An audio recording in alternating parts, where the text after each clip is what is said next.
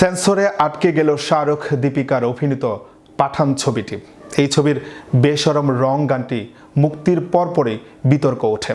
কেউ কেউ অশ্লীলতার অভিযোগ তুলে সামাজিক যোগাযোগ মাধ্যমে গানটি বয়কটের ডাকও দেয়। বিশেষ করে গানটিতে দীপিকার গেরুয়া বিকিনি নিয়ে তীব্র আপত্তি তুলেন বিজেপি নেতৃত্ব এবং হিন্দুত্ববাদী সংগঠনগুলো। বিস্তারিত থাকছে ডেস্ক রিপোর্টে।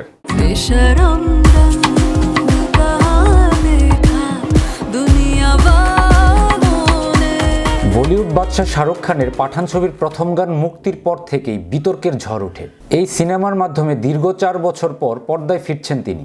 এ নিয়ে যেমন উচ্ছ্বাস রয়েছে তার অনুরাগীদের, তেমনই প্রথম দিন থেকেই বয়কটের দাবি উঠেছে এই সিনেমাটি নিয়ে।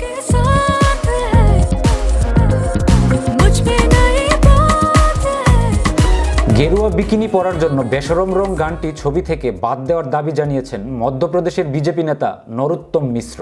এবার সেন্সর বোর্ডে আটকে গেল সেই পাঠান ছবিটি। ভারতের central board of film certification কিছু পরিবর্তন আনছে পাঠান সিনেমা।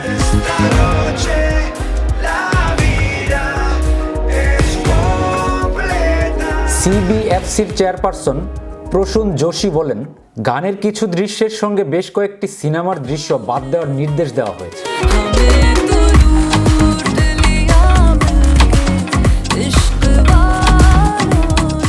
সার্টিফিকেশনের জন্য এই ছবি জমা দেওয়া হয়েছিল, কিন্তু বোর্ডের গাইডলাইন অনুযায়ী বাদ পড়ে যায় বেশ কয়েকটি দৃশ্য, আর সেই নির্দেশই দিয়েছে বোর্ড কর্তৃপক্ষ। সিদ্ধার্থ আনন্দের এই ছবি মুক্তি পাওয়ার কথা 25শে জানুয়ারি। হিন্দি, তামিল ও তেলেগু এই 3 ভাষায় মুক্তি পাবে ছবিটি। ছবি মুক্তির আগে ফাইনাল ভার্সন জমা দেওয়ার নির্দেশ দিয়েছে সেন্সর বোর্ড। এদিকে পাঠান সিনেমার বেশরম রং গানটি নিয়ে বিতর্ক অব্যাহত রয়েছে।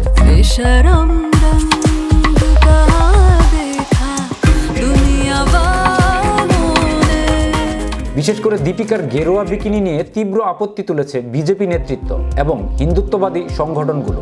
এমনকি শাহরুখ খানকে জ্যান্ত পুড়িয়ে মারার হুমকি দিতেও ছাড়েননি অযোধ্যার এক সাধু। তপস্বী চাবনির মহন্ত পরমহংস আচার্য নামে এই সাধুর বক্তব্য, বেশরম রং গানটিতে নির্মাতা গেরুয়া রঙের অবমাননা করেছেন। তারপরই তার হুমকি, শাহরুখকে জ্যান্ত পুড়িয়ে মারবো আমরা। যেসব হলে এই সিনেমা প্রদর্শিত হবে সেই সিনেমা হল আগুন দিয়ে পুড়িয়ে দেওয়া হবে।